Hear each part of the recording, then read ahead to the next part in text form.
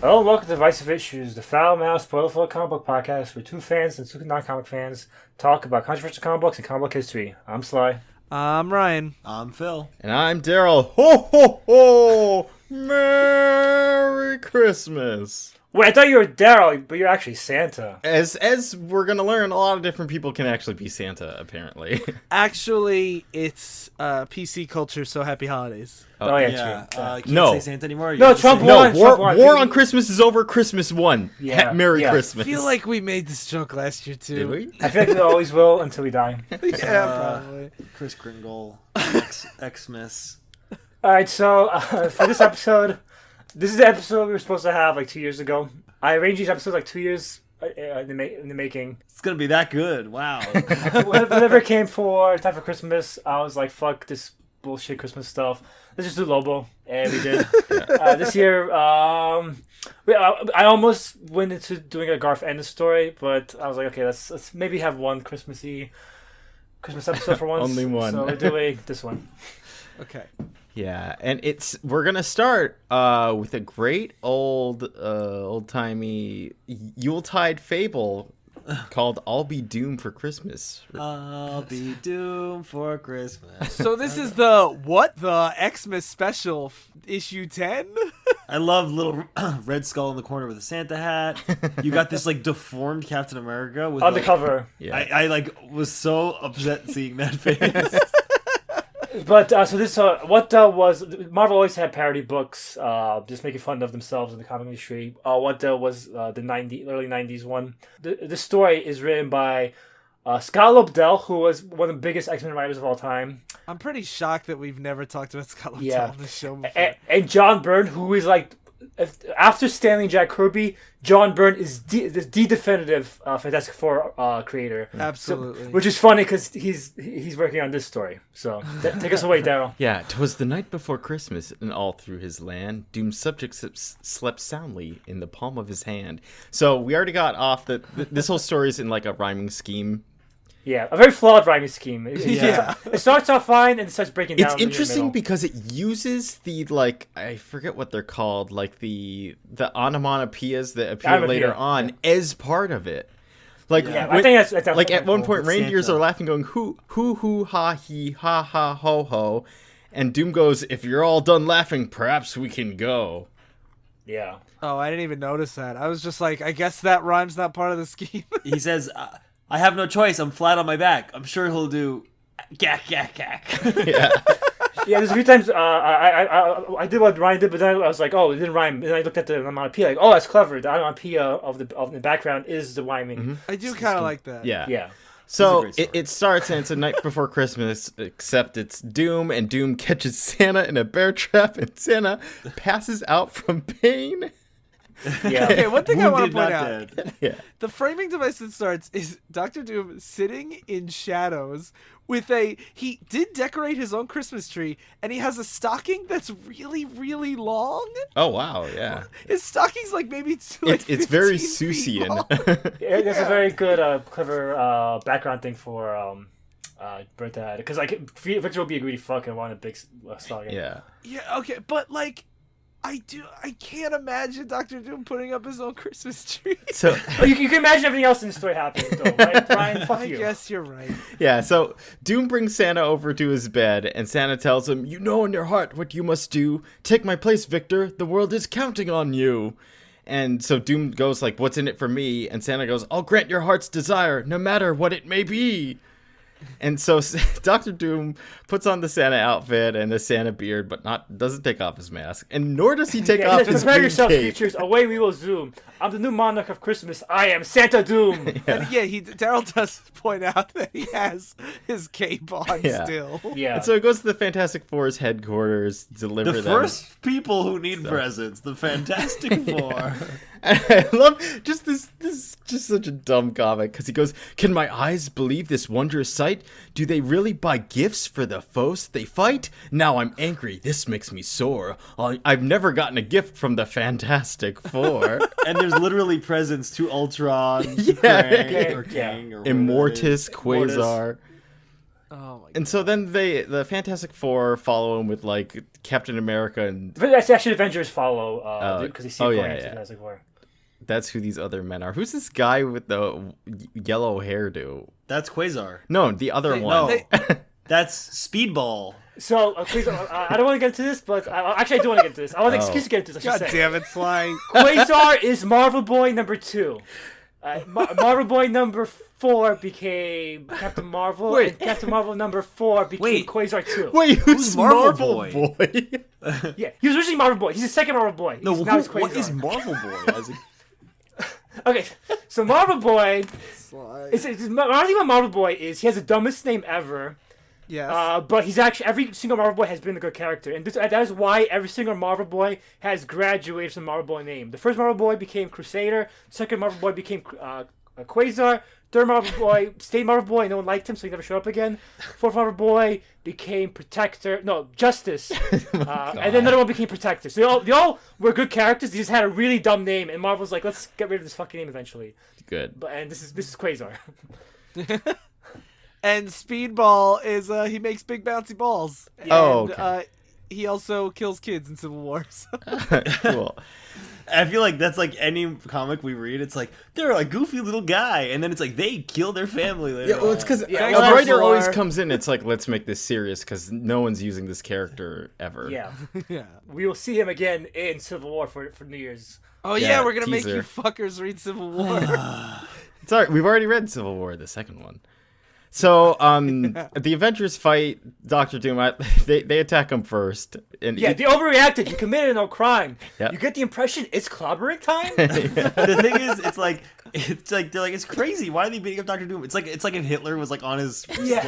dressed up as Santa, true. and they're just attacking him. Like, of course. But the legality of a proactive attack is That's very true. Yeah. So then they're fighting, and Look they at fucking George George W. W. Bush Bush, over they here. fight outside of a hospital, and there's a little like girl, little Cindy Lou who comes out. The art on her is really freaky. John Byrne does not do like big-eyed characters. Yep, really. she has her eyes She looks bluer than blue. emaciated and kind of like a bug alien. Well, okay, for what it's worth, you guys are being pretty mean. This is a hospital for sickly children. Yep.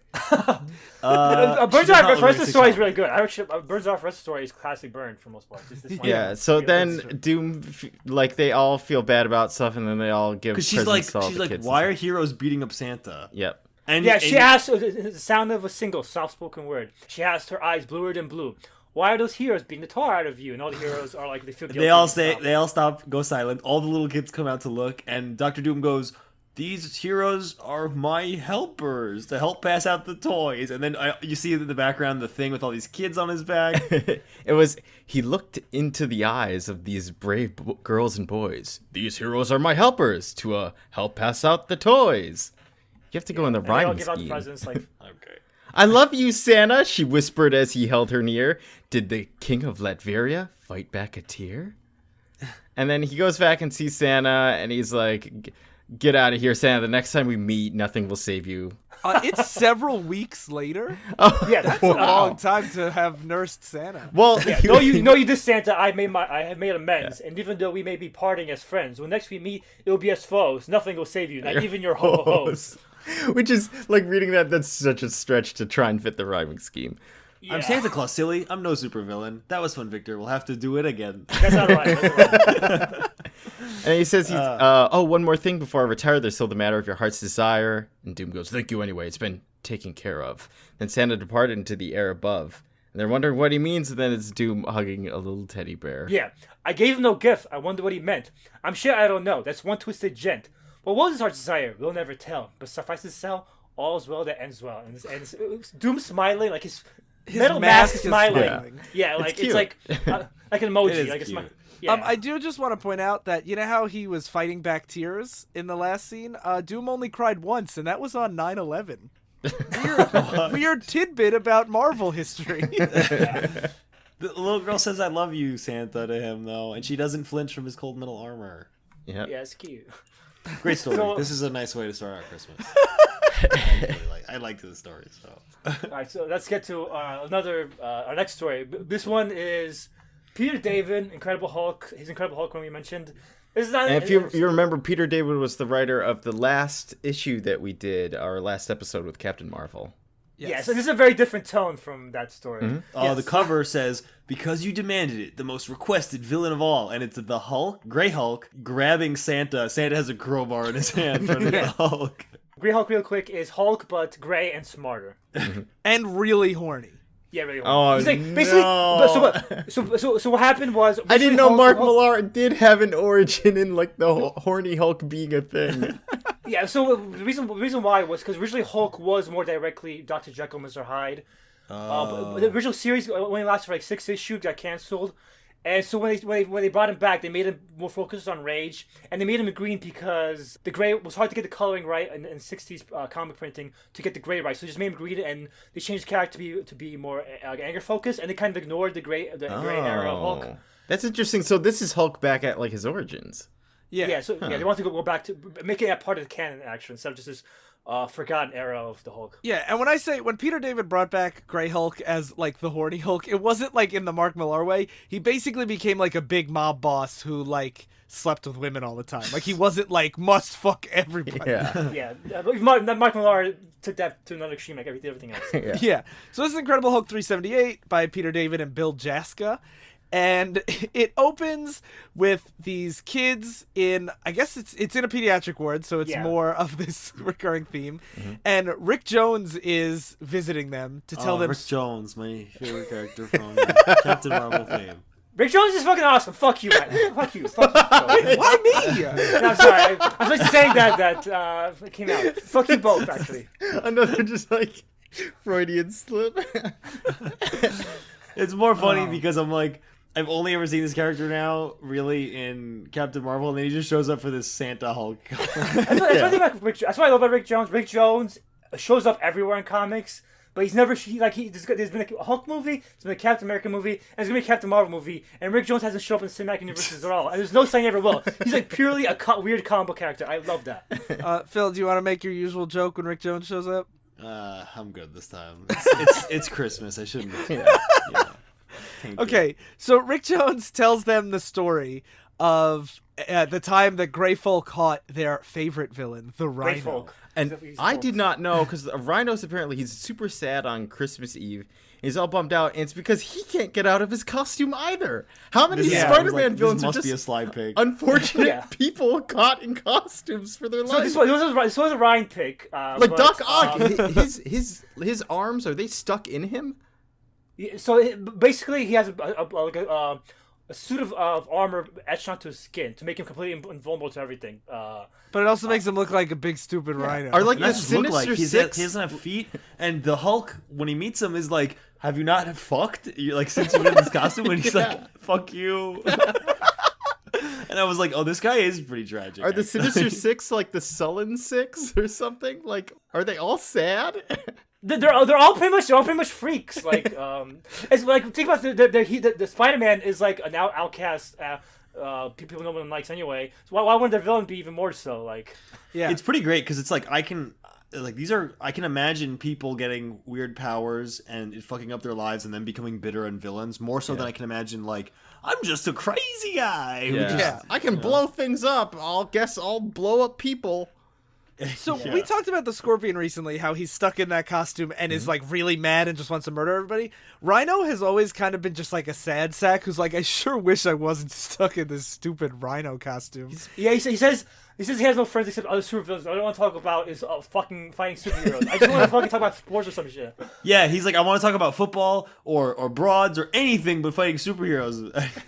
And am I wrong? But the first time he fought the Hulk, he like wanted to prove himself, and the Hulk beat him to death. Yes, right? I want to say that. So the reason why Ryan's my favorite Spider-Man villains is, and the first time he fought the Hulk, it was pretty much a Black Knight situation from Monty Python's Holy Grail.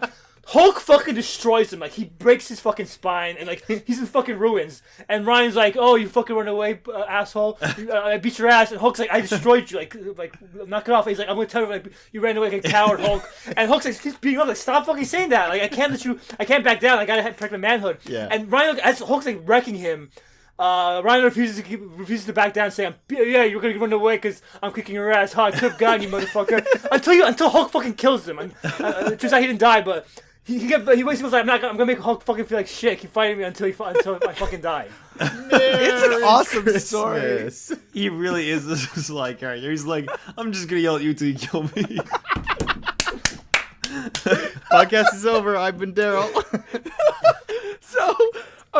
So the Rhino is crying in a gutter in an alley, and he's looking at himself in a mirror, and he's like, I'm so lonely. I have no money. I have no friends. And like, he says, this is what Rick Jones is saying to the kids. Think Christmas in a hospital can be a downer? Try Christmas when you're a lonely supervillain. Yeah. And then the Hulk happens to be walking past. Oh, wait. He's trying to make friends with the homeless people, and they're like, oh my god, it's the Rhino, run! And he's like, they say it's a great monster, and then they run to the Hulk, and he's great too. Like, oh no, it's not a great monster. Yeah.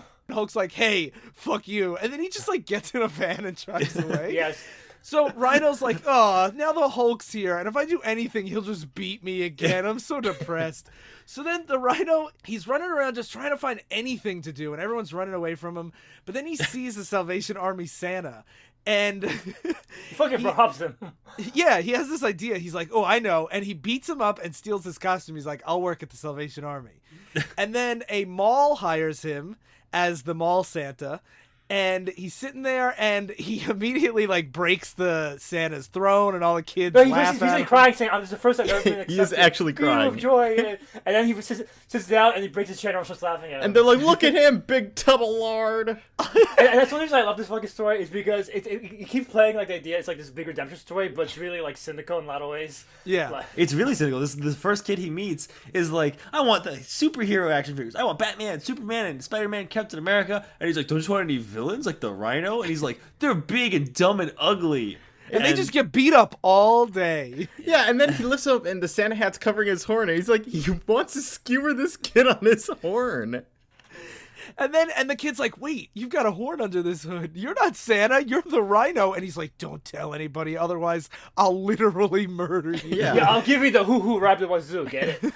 Yep, the ho ho ho right up the wazoo. Oh yeah, hoo. What am I saying? That old Santa saying.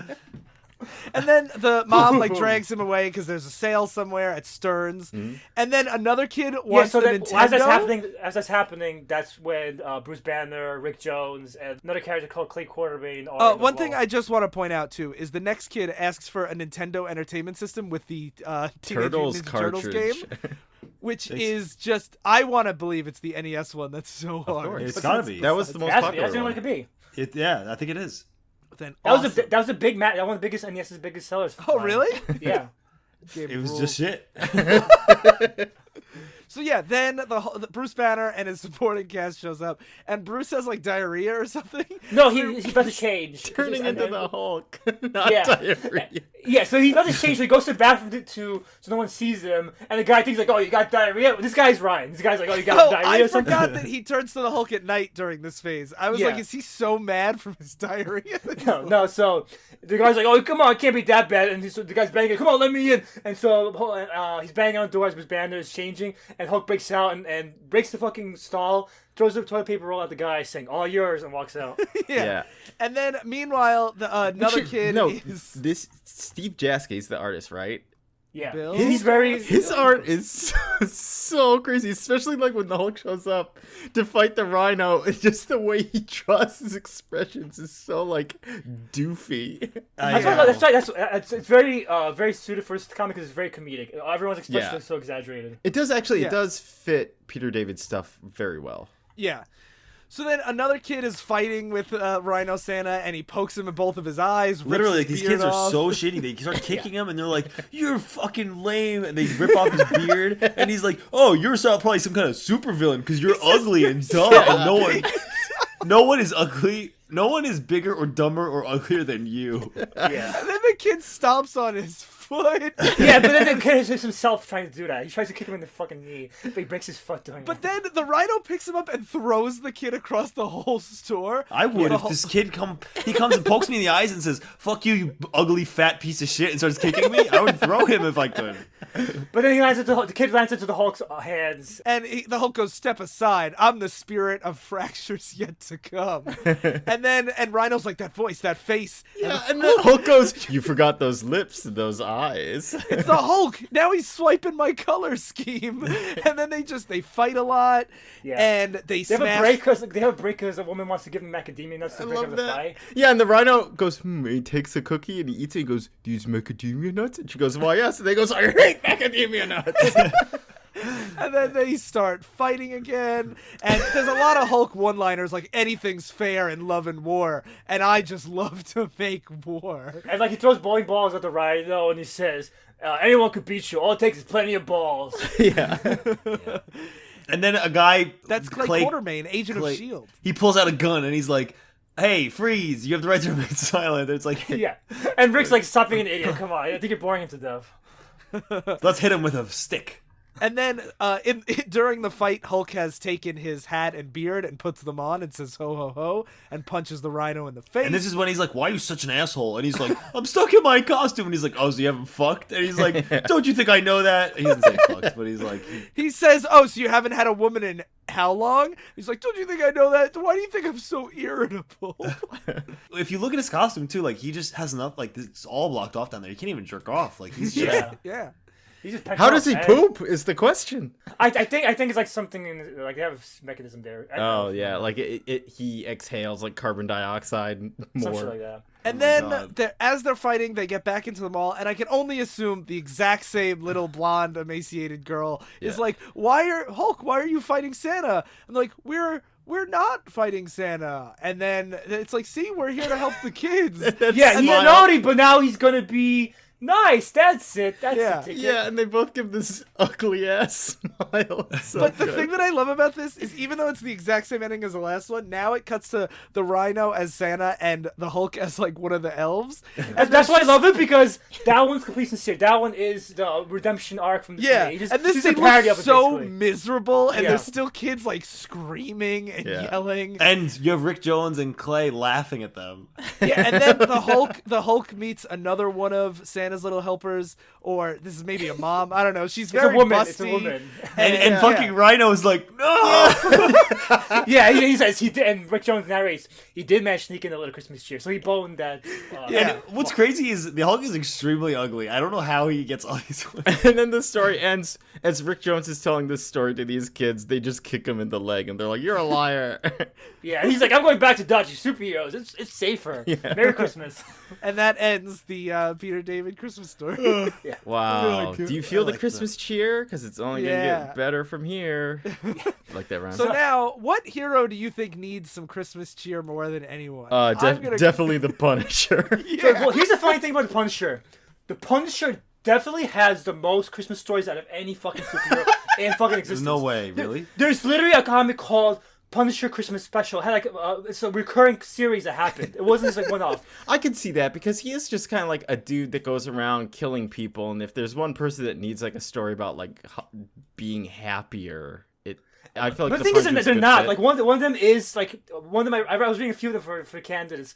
They're all really depressing, like really depressing stories. Like this one's the happiest one. Well, yeah, because he can't change. He has to be like, I still have to murder people, Christmas or no. Yeah, that's my problem with the Punisher in general. Is every time they start to develop him, he stops kind of being the Punisher, and then he has to undevelop. Yeah, but yeah. That's why I think you have to have other. He's like Magneto in the X-Men films, where every time he gets a girlfriend or a family, they have to die. Spoilers. Yeah. So, but the Marvel Holiday Special, this from 1993. Yeah. So this one was another separate recurring series. Marvel would have the main artists from each series, artists and writers from each series, write holiday stories for their characters. The writer for the series, Carl Potts, was writing for Punisher War Journal at the time. So, and Rick Levins is the artist. And this is still kind of a thing. There was actually an X-Men Christmas special out last week that was like still the same. Lots of different like holiday specials. Like this is still a thing that comics do all the time. But this was like double-sized issue back then, and it was so was like last week. all the best talent on it. Now it's like Chris Claremont writing a Nightcrawler story. Okay, Sly. Oh, has that happened? I don't know. Yeah. I haven't been following that. Anyway, it's basically the back then they had fucking Dave Cockrum writing an in-canon story of the X-Men. By the way, right? So this is Carl Potts and Rick Levins. Yeah. So starts with Punisher chasing this guy and as down the street in the car chase. This guy looks like Moomin Rider. I think it's the green color scheme. What? I don't From One agree. Punch Man? Yeah. I don't agree. He just has glasses that are green. That's it. I mean, all he does is ride a bicycle. Is he that different from Moomin Rider? That's fair. But he's not brave. He's stealing money from Santa. That's pretty Just brave. like Moomin Rider does. So that's separate. First, he's chasing the guy. Puncher's chasing the guy in the car, and as he's doing, Moment Rider rides down the street, and the bicycle. No, don't slander him like this. And Moment Rider tries to steal Salvation Army basket. He doesn't try. He does. Oh, he does. He does steal the Salvation Yeah. Army basket. And Punisher's like, I gotta keep that in mind. And cuts to after he stops, the guy's chasing the car. And Micro's like, you're not in the fucking Christmas spirit. Look what you did to my van. You're doing all this Micro's like violence. his partner behind the scenes that gives Yeah. him his tech and weapons, Yes. right? Yeah, so He's he's the like, Oracle. yes. Yeah. Yeah. Punisher eventually ends up killing him. Wow, really? Yes. Did he kill Punisher's family? Was he the one? No, like basically they so like as you can see here, they have very different ideas of how to tackle crime. Yeah. So here he's like, you should not do the violence on Christmas. It's bad. And Punisher's like, I gotta fight the war. Like, Yeah, the war on terror. Yeah. And he's like, I want to make a bet with you. Someone's Christmas Eve, so I want you to go 2 hours without doing anything 2 for me. days And without killing anyone or harming them. yeah, no shooting, no stabbing, no hitting, no offense at all. And Punisher's like, why would I take such a stupid bet? And Micro's like, I will fix the van completely and get it ready for you for your next mission. And Punisher's like, what if I don't want to do it? And he's like, you have to do with the van as it is, as the way you now it has shot up. And Punisher's like, hardly keeping with the holiday season, microchip. And he's like, what's the pot saying to the kettle, huh, Frank? Punisher now is staking out as a Salvation Army Santa with his own sign and basket. Except he welded his the chain, so when To the basket of money, so that when Moomin Rider tries again to try and steal his money, instead, like, he goes flying off of his bike because he's still holding onto the chain. Then Punisher grabs him. And he's like, where is he? What are you doing? why are you stealing from charities? And the guy's like, fuck you, you don't scare me, man. And he whips the Punisher's Santa's chest and sees his Punisher. He's like, oh, yeah, okay, I'm scared of you. And he tells him, like, there's a guy gives the neighborhood duties collection rights for him. I feel so bad. I wonder if a lot of Punisher stories are like this, where he goes to threaten and murder someone, and then they're like, my kid brother refused this guy, and so that guy broke his arm, so I have to get money to pay for my kid brother. Well, like we saw in the Luke Cage one, a lot of times there's an evil white guy at the end of the day. I just wonder how Punisher can still keep being an asshole, and everyone that like has someone that's being an asshole to them. Yeah, like he would eventually, I think, like err on the side of caution before he just kills everybody. Yeah, before he's like, punks deserve murder. He tells him the addresses, warns him. There's a guard in front. He likes to sucker punch people in the chest. Hits them so hard they drop like a rock and are racked in pain as they gasp for breath. Believe me, ain't no picnic, ain't no fun. Punisher, don't worry, I got it. And he goes to the place, and the guy's like, the guard is like, where do you think you're going? Yeah, and he rears up to punch him, and he slams. First, Frank goes into Santa role because he's still wearing Santa's suit. Yeah. Saying, ho ho ho, delivering a present here, son. You being a bad boy, don't expect a visit from me tomorrow. And the guy said, it's better to give than receive, you sorry old bum. And I got your present right here. And when he punches Punisher, he rears back, his hand all bloody, and sure enough, Punisher's wearing body armor with spikes on it. Yeah, he welded spikes to it. Yeah. Yeah. It's pretty I love that it's not even a Punisher suit with some spikes on it. He literally got metal armor with spikes just for this guy. Because he takes it off immediately after he leaves it with the guy. Yeah. Well, the guy's like on the floor in agony, his hand's all bleeding, so he's not going to do anything probably. So then he goes to the head guy and he breaks down his door. He tells him, like, you go turn over as a new leaf as of now. All criminal activity will cease, and you'll turn yourself in as a Christmas present for the cops. And the guy's like, you're nuts, I'm not going to do that. And Punisher says, like, I'm not going to hurt you. I'm not even going to strike back in defense. Now, he takes the phone and calls police saying, now call, talk to the police. And the guy's like, I'm not going back to prison. He takes his phone and hits Punisher in the face with it. And Punisher just smiles. Yeah. And the guy's like, wow, you really mean it. I'm just going to be able to beat the shit out of you. You're not going to fight back. This is great. And he starts taking, like, furniture, starts trying to whack Punisher with it. And this whole time, like, I think this is a kind of interesting idea on, like, how do you try and subdue someone that's just constantly trying to fight you if you're under oath not to attack them. It's with some dumb MacGuffin bullshit. Yeah, because but Punisher would do this. Like Punisher would. He would. he grabs Punisher's shoulder and he goes, "I'm gonna beat you to a pulp with my bare fists." And suddenly looks at his hand and it's smoking and he collapses on the ground. And he goes, "Who what?" Yeah, and Punisher covered himself with a special solvent tranquilizer combination that penetrates the bear skin on contact and just makes them, like, paralyzes them. Yeah. And so Microchip's like, that's kind of cheating. When they're going back to the garage, Microchip's like, that's cheating, Frank, and you know it. And he's like, no, we're getting out of this one. I won fair and square. So it ends with them walking down the hall together. He's like, great, now this guy, instead of killing him, now he'll be out in 4 years, so he has to go after him again. And then Micro's like, maybe he'll reform, he'll see the light. Frank goes, yeah, maybe he'll join Mother Teresa in Calcutta. Pessimist. I'm a realist. You're a pain that took us. Only those who deserve it. By the way, Frank, Merry Christmas. And Happy Hanukkah to you, Mike. Yeah, it's just like, all right. And then it ends. So, I don't know what issue this next one is. This is part of the same issue as the Punisher one. Oh, okay. Wow. Okay. I told you it's All-Stars fucking time, Ryan. I didn't doubt you. He said it's still All-Stars. So, who needs Christmas joy maybe even more than the Punisher? Thanos, of Dr. course. Doom. Oh, wait, he already got his. And so this is Jim Starlin, Thanos' creator, and Ron Lim, who was writing Silver Surfer, which had Thanos at the time. Yeah. And as opposed to all the other ones where it's like, the Christmas spirit and there's people dressing up as Santa, this is literally like just an actual Thanos story. So is this part of like the build-up to Infinity Gauntlet? It's around that time. It's around that era. That's awesome. So Thanos, he's preparing to get like a new base of operations and stuff, and his robots are cleaning out a bunch of stuff in his old place, and they find a box.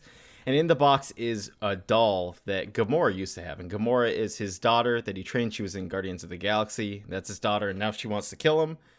And this whole thing is just him recollecting on what it was like, because he's like... He wanted to give her a normal childhood. I even went so far as assigning her a birthday, celebrating certain holidays with the child in order to perpetuate the illusion of family life. One of the holidays we honored was the pre-Christian Yule, with shades of modern Earth's Christmas tossed into this. Of course, this fucking alien from Titan's like, why don't we celebrate Christmas? Yeah, every fucking story, in the context of this issue, this fits perfectly in, because every fucking story is like fucking aliens from their planets like, what's this Christmas? Yeah, yeah, it's such a... What did Jesus do for us?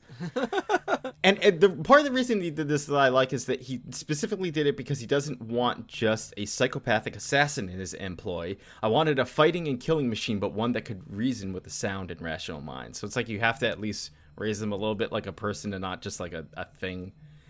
So Gamora's like 5 years old in this flashback, and she sees the doll, and she's like really happy, saying, "A baby doll!" Yeah, a baby doll for me? For who else, child? Oh, thank you, Master Thanos. And then she asks to go to the lagoon because she wants to watch some dolphins, and it just shows Thanos' like stern, stoic face, and he goes, "Perhaps." And she looks sad to cut to her face, and she's looking sad. Cause she can't imagine his speech bubbles in anyone but...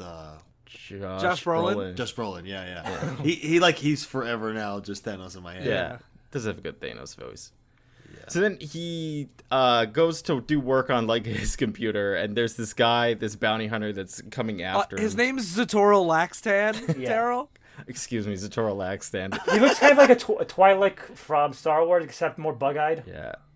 Yeah, and those are much thinner Lakus than you would expect on a normal male Twi'lek. Sly. I did not take seriously the looks like a female Twilight, but male and with sharp teeth and bug eyes. I did not take. I don't even know what it is. Goddamn. I did not take seriously the blood oaths Sectoral Laxton had reportedly taken to avenge his family. That nearly proved to be a fatal miscalculation. And goes to shoot him, but then the doll gets thrown in his face, and then Thanos blasts this dude. He gets dog gets thrown to his face just as by the shot, so the shot gets spoiled. Yeah. And then once Thanos has a chance to respond, he just blasts him into oblivion. Yeah, and then he goes, "Your doll was scorched in the blast. I will replace." Because Gamora's standing there, and the Ash says this guy, because he realizes she saved him. Yep. It says, "Your doll will scorch in the blast. I will replace it." And she says, "There's no need for you to bother, Master Thanos. I'll make Dolly all better. Dolly will be okay," she says as she's walking away. And then he goes, "Gamora." "Yes, Master?"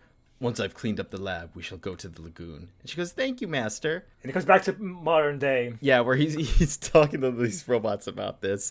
And he says, "I should have known then that Gamora would not work out as a good assassin. that she would one day turn against me. Now she runs with Adam Warlock and his Infinity Watch. So many changes as he's holding the doll. And so the robot asks him, so what do we do with the doll? And he says, to the incinerator with the rest of the garbage. And then we get some just beautiful, again, like Starland. Yeah, I was like, this is really good. Yeah, actually. where he says, it is but a damaged plaything, only good for the memories it might invoke. But memories are for those capable of caring, for those who can still feel. Too much scar tissue lies over any gentler emotions proud Thanos might once have had. All sensitivity has long ago atrophied. Caring is for the weak, and there is nothing weak about mighty Thanos. And he crushes his computer and goes, nothing. Yeah, he grips his computer, and he's gripping it so hard as he's thinking that he crushes it underneath his hand. And the last panel is just him staring at the rubble in his hands. It's really good. Phil, read Thanos Starman does it again.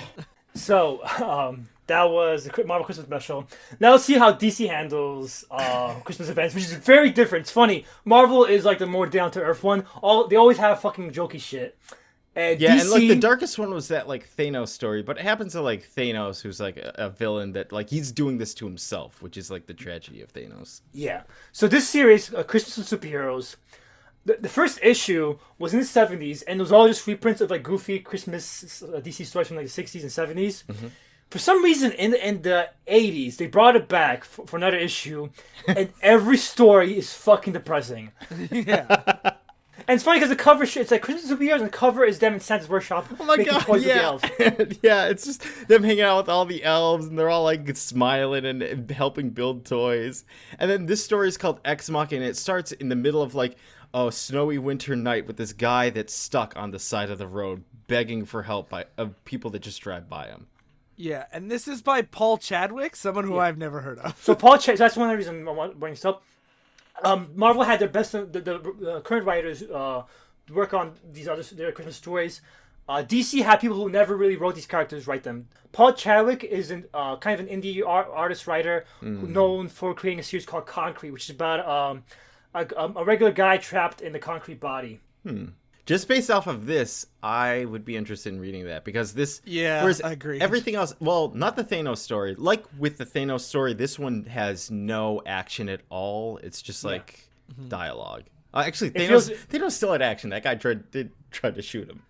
Yeah, but that was like a plot. Yeah, it's more like down to earth. It's about like what happened, and now this is about like just this dude stuck here. So it opens with this guy stuck on the side of the road trying to get people to come over, and the caption is, "To understand, think of being bitten by flies on a steamy summer day. The first bites are annoying, but the pain is bearable. After 3, 4, 5, you start to get frantic. This feeling grows and grows. After 15, you are desperate, furious, crazy. After 30, the pain is larger than the world. You are nothing but rage and frustration. If it was easy to do, you could kill someone, really kill." And the car drives right past him, and he goes, "No!" And he screams after him, and then he sinks into the snow, and he goes, "No!" Then he gets back in the car. Yeah, because he's hailing a car, and the car just ignores him, drives past him. Yeah. Then he sits in his own car. It's like an older man. He tightens up his collar, and then he grabs a gun and thinks to himself, "And she said I was a fool to get it. Oh, I could barely hold the pen," as he's writing a note, and it says, "I'm sorry, but no one will stop, and I just can't stand the cold." And he leaves his ID out next to the note, and then puts the gun to his own head. Yeah. And right before he fires it, there's a knock on his window, and it's Superman. And Superman says, "May I get in with you?" And he goes, "Sure, I guess." Superman says, "Are you as cold as you look? I could warm you up, please." And then Superman starts heat visioning the car to like warm up the car again and warm him up. He visions him first, and he goes, "Yeah, I can't tell you how good. I never thought I'd be warm again." And then he starts thawing out his car. Yeah, so here's what I love about this story. Superman is like, "Oh, hello, citizen. I'm here to help you," like a grandiose statement. He's just like very casual and conversational throughout the entire time. Yeah. And when the way he's drawn, he looks just like a guy in a Superman costume. He doesn't look like drawn heroically. Yeah, not like huge muscles, like bulging muscles, or like he dwarfs this guy. Yeah, and he starts slowly thawing the engine. He says, "If I thaw it too quickly, your engine block and the battery water will crack the engine. So you have to thaw it slowly." And he's like, "Oh, that's fine." And Superman like X-ray visions the car, and he's like, "Here's all these things wrong with it. Your V-belt is broken, and your battery ran down." So then he turns to him and he looks at the gun, and he says, "So why?" And the guy says, "It was so cold. No one would stop. They just speed on by. The cold just hurts. I've never known such despair." And Superman points out that he's at the end of a curve, so they wouldn't see him until they were already upon you. And like Superman's always looking for the good. It can't be that they just ignore you. Yeah, like they have to. It says like, oh, it's an icy road, so you wouldn't want to stop on the curve. So they probably didn't see you until they got to the curve. And they, when you're driving down the road, responsibility fades away. So they probably thought, oh, somebody else will get him, that guy instead. And the guy, like, he's like, I suppose, and like I took it as like he doesn't really believe it. Yeah. And Superman's like, but is that really worth like what you almost did? What about your family? And the guy says that he's returning from Central City where he helped his wife move. You know, she's just leaving for a while. She's gonna live there now.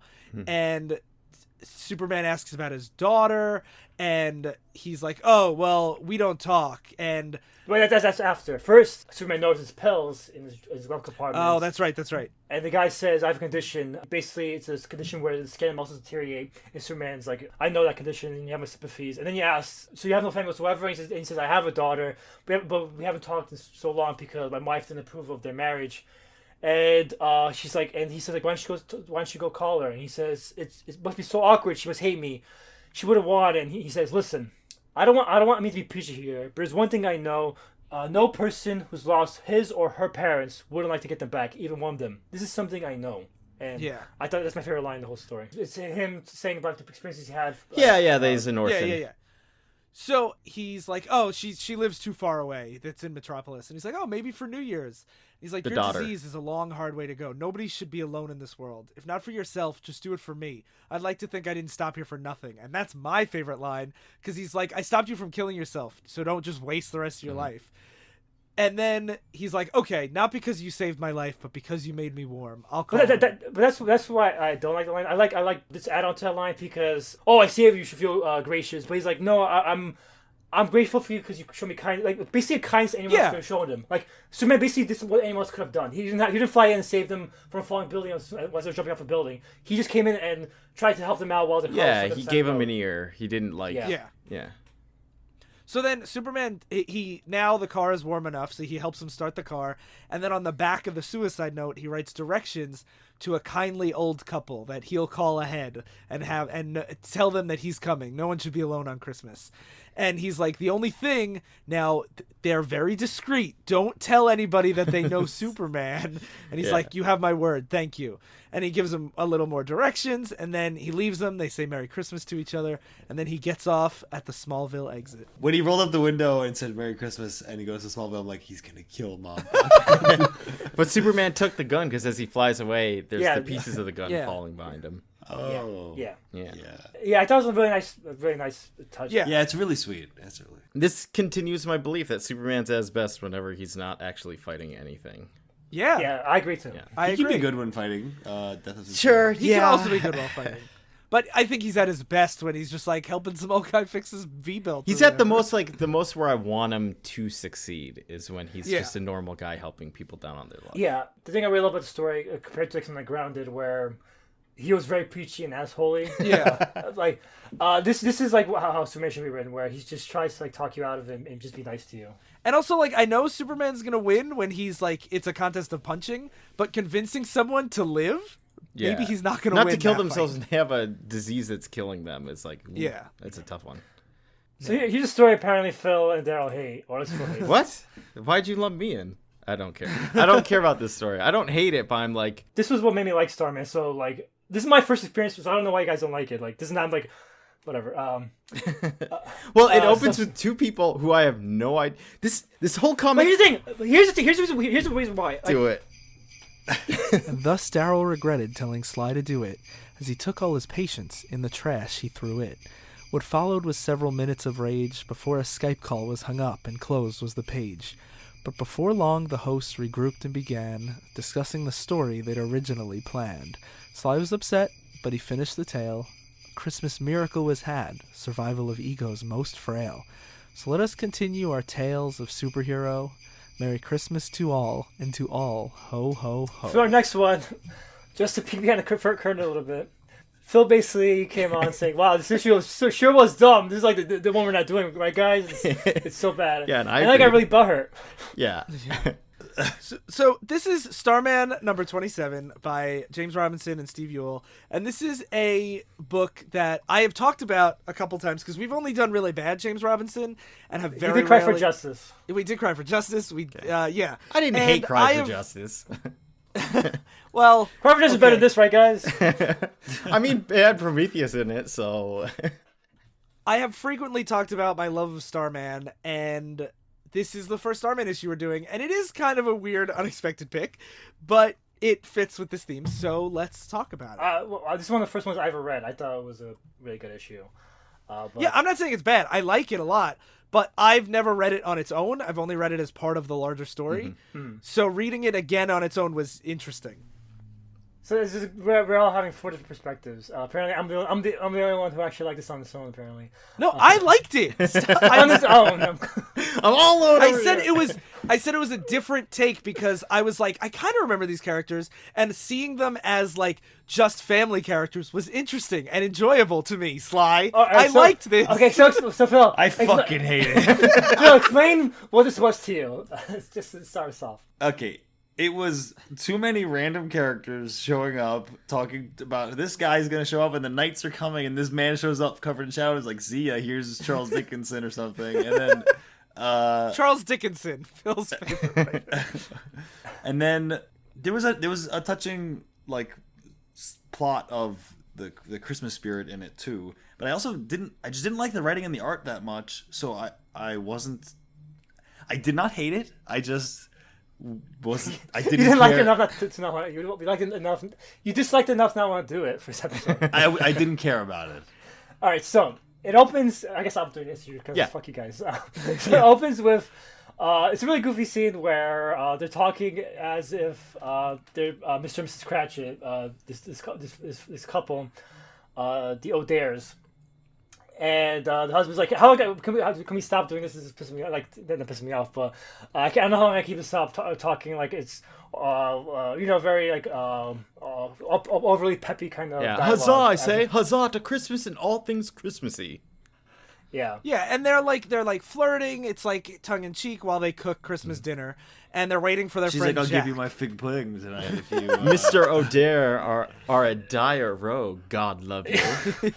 And she says, "Wait, I've got fig pudding just for you." And she says, "Can I eat it?" And she says, "If you did, it'd make both of our Christmases memorable." So yeah, they're waiting for their friend Jack, who hasn't met the whole family yet, and Jack is Starman. Yes, all you have to know about Starman is he has a big pole that makes him fly. And it's A big pole. he dances on it. And he's got like goggles. He looks a bit like Harry Potter might be the type. Which is another reason why I love Jack's costume, because he was a character that didn't want to be a superhero, so he's just like, I'm just gonna put on goggles. Yeah, he's like the one not in buff person in this whole entire book. Yeah, so this is why what part of the reason I find interesting, because he comes from a superhero family, but he doesn't want to be a superhero. So everyone around him is superhero-y and weird. And Yeah, Jack debuted right around the same time Kyle Rayner did, like within the same year, and he's very much just like, he like doesn't go on patrol because he's like watching eBay bids to get like rare movies and stuff. Like sometimes he fights supervillains, and he just like is like, "Why you mean?" And they just talk until they're like, he's like, "I guess I don't have to be a supervillain." Like, it's very much an atypical 90s character. Mm-hmm. And that's like why his design really works. It's just like leather jacket, goggles, and jeans. Yeah, it seems like the reverse direction from the 90s trend of make everything bigger and spikier and Adam X. Absolutely, yeah. So as he's flying, as Jack Starman's flying to the O'Dares for Christmas, he stops because he sees something, and he stops down saying, "How can I not stop and see what's wrong?" When Santa Claus is crying, and there's a guy dressed up as a mall Santa crying on the bench. And the guy's he asks, why the sad face? And Santa says, "I lost it." And he says, "If you mean you slept in reindeer, I'm going to assume this is all a dream." And the guy says, "No, I lost my locket. It's all I have from my wife and kids. My house." Yeah, and he says that he's homeless, but he managed to get a job being Santa Claus, and he had to lie about his address and social security number. And he says, "I didn't mean to steal the suit, but I left my clothing in the changing room, and the janitors smelt them and thought they were trash, so they threw them out. So I'm kind of just stuck being mall Santa." And just like the Rhino, right? He's stuck in his costume. Yeah. So he says, "I wasn't always like this. My wife and kids died in the car accident, and I started drinking after that, and because I didn't feel like working anymore with them gone.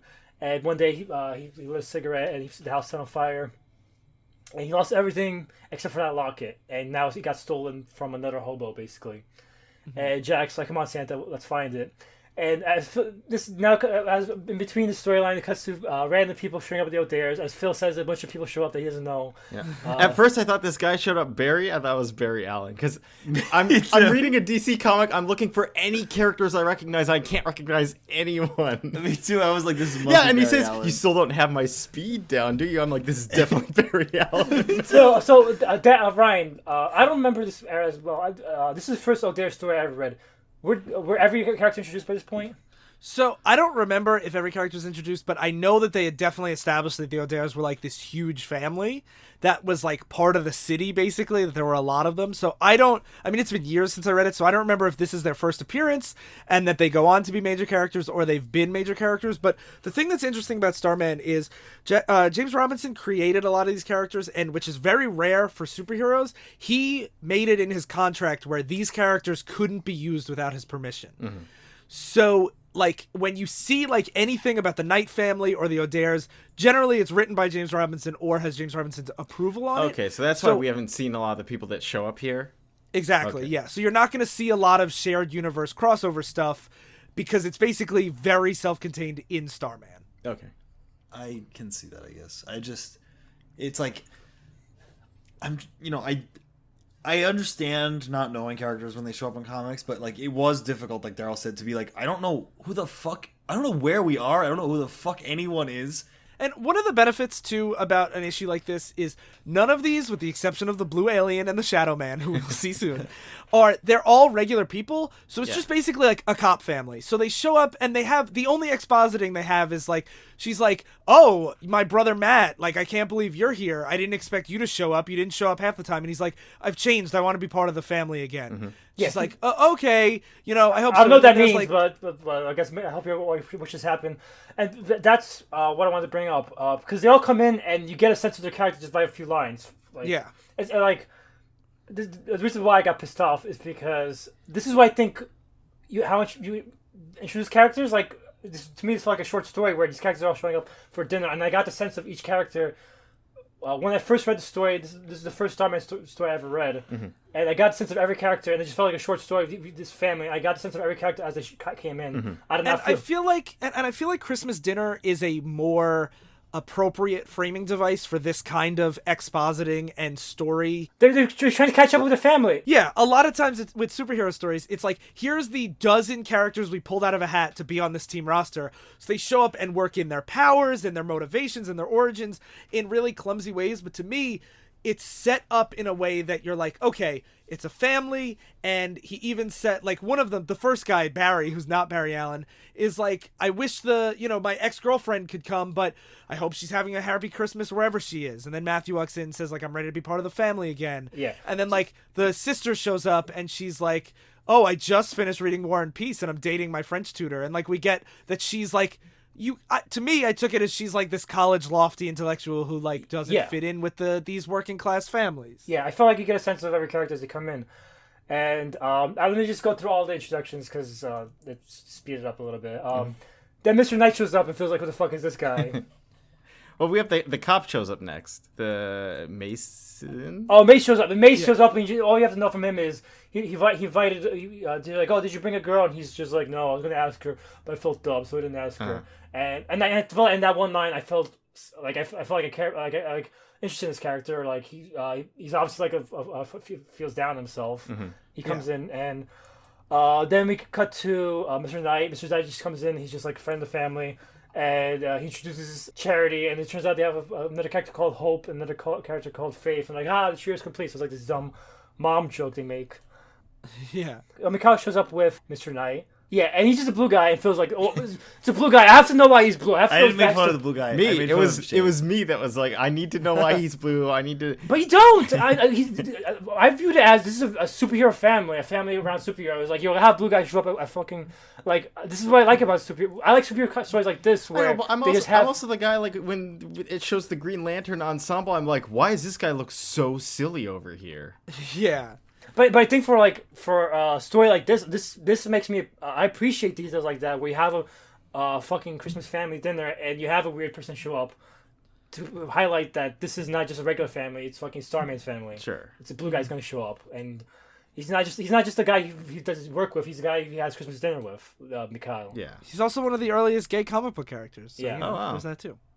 Yeah, and so Shade shows up and feels like this fucking shadow guy shows up. Like, what the fuck? Well, it's because they're having a conversation saying, I wonder where Jack is. Where in the hell is that boy? And then Shade from off screen goes, I wouldn't say that, Ted. Not even in jest. And then there's a man with a top hat and a cane and a black outfit with shadow around him. And he's like, here's a copy of A Christmas Carol. First edition, see you signed later. by Charles Dickens. See ya. But you get the sense of what he is. He's just like this mysterious dark character who shows up. Like he knows Charles Dickens personally. You can get a sense of what kind of character he is just by what he's saying. Like I said Charles Dickens before, didn't I? I know, I made fun of you for it. Yeah, and I agree. You get like a grasp on his character, but for me, it didn't add to this story. It just distracted the story. I think part of the story was the everyone's having a good time at home, meeting each other, and meanwhile Jack's stuck mall Santa, meeting homeless people and being depressed. One thing I just feel obligated to say is I think that is intentional, like the framing device and I think everything Sly's saying is totally true, and that's why I like it. I don't think you have to like it. I don't think you have to like it either. I think I understand Darryl's qualms about it. I got butthurt because Phil came in basically saying, why would anyone like this, basically? I didn't say that. I was like, it's boring. You said, can we not do this? Like, it's not even worth doing. Anyway, that's the main framing device. So what is the A-plot here? So the A-plot, which we've been ignoring because we've been getting Which I actually did like a lot. Yeah. Okay. So Jack is going around. First, he talks to a bunch of homeless people, and asks them like, "Who did you see the guy who mugged this mall Santa?" And he says like, "Is this creep? He has this ugly guy with a claw hand, working for him." And Not only that, what I like is he's like, "I'll give you $20 if you tell me." And then he tells him, and it's to another like homeless guy like in the alley. And he says, "I know I said 20, but here's 40. You know, it's snowing, weather like this. You should get inside somewhere." Yeah.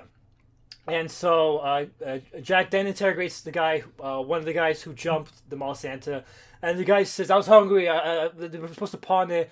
I just wanted to eat." And but the guy, as they're interrogating this guy, he admits that he got ripped off by the guy he's working with too, and the claw guy was threatening him to make him back off. He's like, "I'm sorry, I didn't don't hold him against me. I was just trying to eat." Like, and Jack gives him $150, saying, "Here, give it to him. Give it." Take it and give it to other homeless guys too, and you should also be able to eat for the night. Yeah. And he asks, "Are you going to arrest me?" And Jack says, "Not tonight," and he walks off. And it cuts to them at the pawn shop, and it turns out they start robbing the guy, and the guy got the pawn store owner. He started robbing the pawn store. Pawn star owner. Yeah, the pawn store owner. The pawn store owner had a heart attack. Pawn Stars is a TV show. He starts having a heart attack, and so the Santa's like, or Jack's like, I don't know CPR, so we have to call the police. And the Santa says, I know CPR because he used to be a medic back in Korea. Yeah. He says, "Do what I say," and it cuts to after they see the guy. Just real quick, a couple notes that I just want to make about the scene. One, the whole time they're building up like, oh, this guy with the claw, this guy with the claw. So I was expecting like a supervillain. Mm-hmm. It's just like another homeless guy with just like a hand deformity. Yeah. And which I think like thematically works really well. And then he even says like, I'm not the only, when after he says like, you're a veteran, you were in Korea, he goes, I'm not the only vet homeless on the street tonight. Why are you shocked? Anyway, it doesn't matter. And like, I like that he like basically is like implying like that Jack is just like why is that surprising? Everybody knows this, but everyone looks the other way. Mm-hmm. And that to me was pretty important. And then he's just like, listen to what I say and do what I tell you. And then they, it cuts to them outside the hospital. Yeah. And the guy says the pawn star would have died and not for you.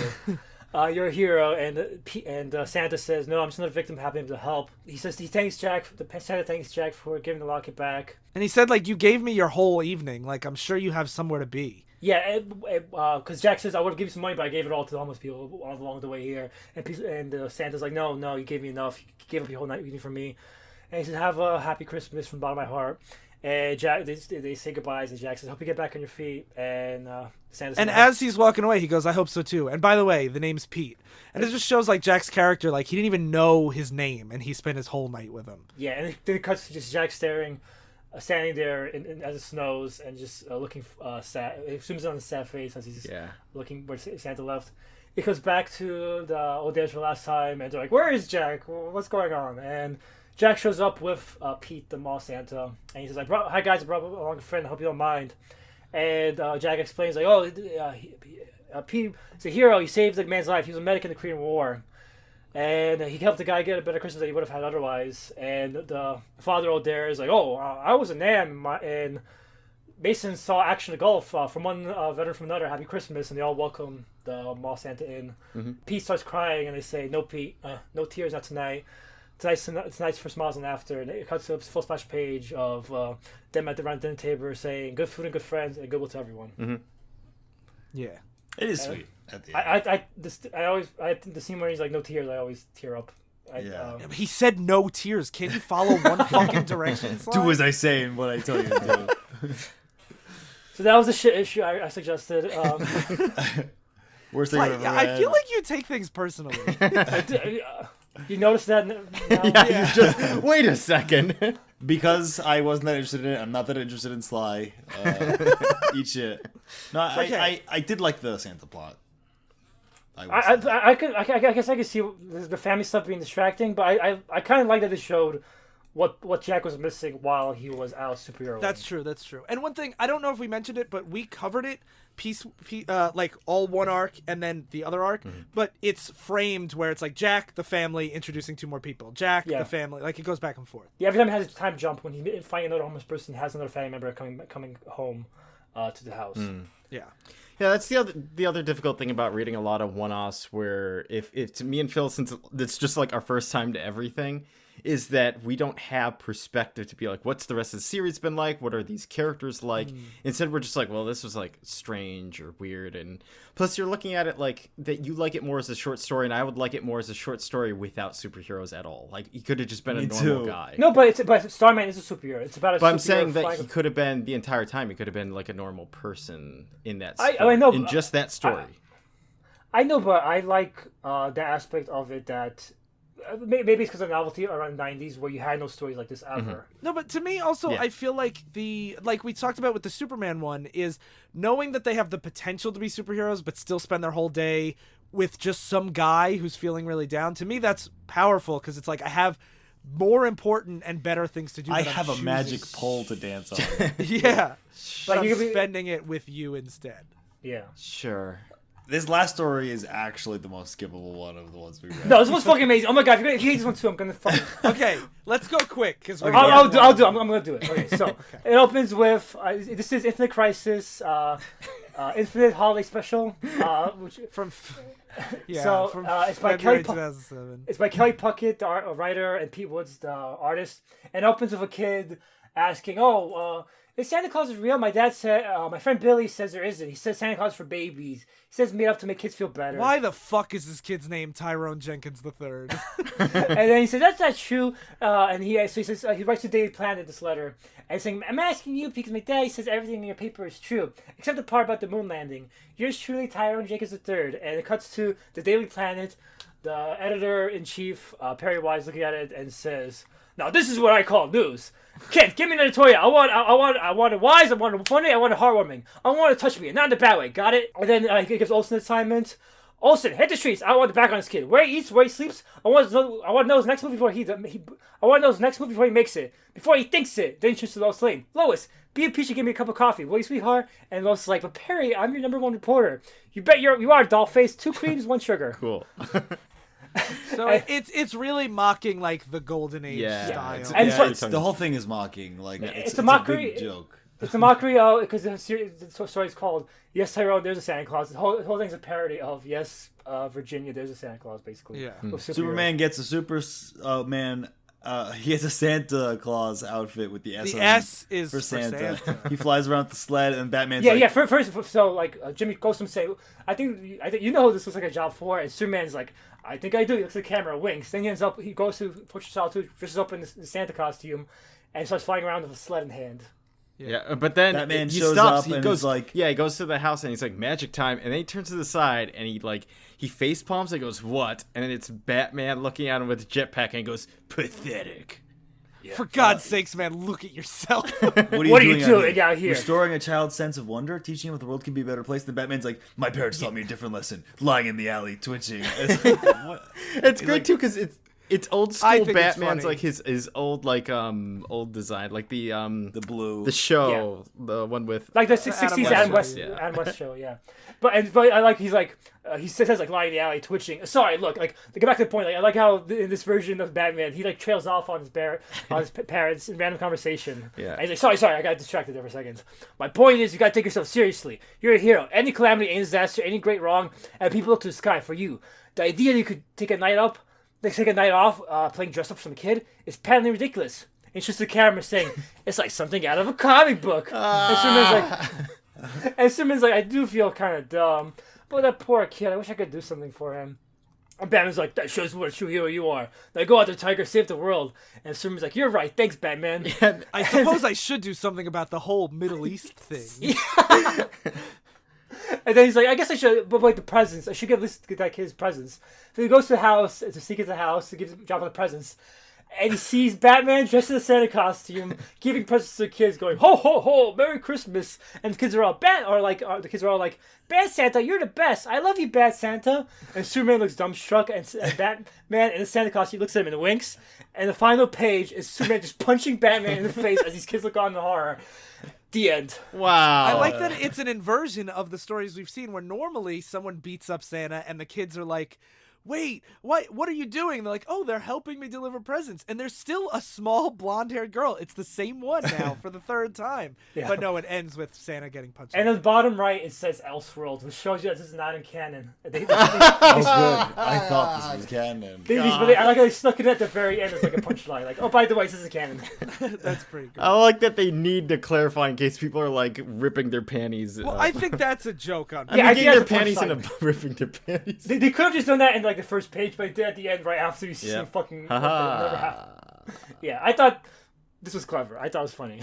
So, It who, was for our good. special holiday final report, who makes the best Santa? Batman, the Rhino, Doctor Doom, a homeless guy? Who makes the best Santa, guys? Probably the homeless Homeless guy guy. because he's the only person that didn't like attack a person. Rhino was my favorite Santa. No. Rhino Alright, has a lot of problems. All right, so final judgment on these each individual story. What's your final thoughts on I'll Be Doing for Christmas? I'll just say the only one I really liked was the Thanos one. Everyone, I'm like, okay. I like all of them. For I actually different thought the Superman in the car one was nice too. reasons. Yeah. Oh, right, yeah. Yeah, I did like that one too. Yeah. You didn't think the last one was funny at all? I did It was- think it it was, was kinda funny. I didn't. I Think it was thought funny, every but I'm page- not like, great issue. I'm like, Like, alright. like it's something out of a comic book. Look at the camera. I'm like, okay. yeah, it's goofy. I know every page has something. I think every page is really clever. Yeah. I don't know. That was my favorite out of all of them. I really like the diversity in all the stories. I found like there weren't any that felt like kind of copy pasted of the other one. Oh wait, I forgot the Punisher was also Santa. Yeah, Punch Little Santa. He's the best one. Yeah, he had spikes. Yeah. I mean, he was instructed not to hurt anyone during Christmas, so I guess he passes the Santa rule. So the only ones you guys would recommend are Superman and the Thanos ones. Yeah. I mean, like the Rhino one. if you like Santa in general, read them all and decide for yourself. Check on every single individual issue we cover here randomly. Yes. Alright, so let's wrap up this Christmas shit finally. Okay, just real quick before we do, I have a big announcement from the Flying Machine Network to make. It's the holidays, and we're gifting you with a new show joining the network. So, Whoa. everyone, what? That's amazing. Yo, I thought you were making fun of my transition, Nope. which is always excellent. So, everyone should check out Elle and Zach on Short, Colorful, and Loud. It's a podcast about kids' movies for and by grown-ups. And it's really great. They do a very similar thing to what we do, where we look at, like, things that we used to love and, like, do they hold up? What lessons do we learn from it? And, like, would you show kids this? Would you, like, stuff like that kind of thing of, analyzing it from a much more modern adult perspective, even though it's like something written for kids. And I really, really recommend it. And we're super happy that they're here. So everyone should check them out and all the other shows at the Flying Machine website, flyingmachine.network. Yeah. Cool. So that's it. That's all I have to say. And that's what I have to say about that. Yeah, so let's. Yep. I was in the Christmas mood, and this is what shows what happens when I get in the Christmas mood. Everyone just hates every book. So next year, prepare for Lobo. Never any happy stories. Never. Apparently, they shouldn't be fucking having happy family dinners ever. They should never be superheroes. Slight. We're trying to say goodbye. No, we're not. No, we're goodbye not. forever. Okay, so I've been an asshole recommending these books. I've been Bat Santa, and everybody loves me. I've been a Pawn Star. And I've been a pain in the tuchus, only to those that deserve it. By the way, guys, Merry Christmas.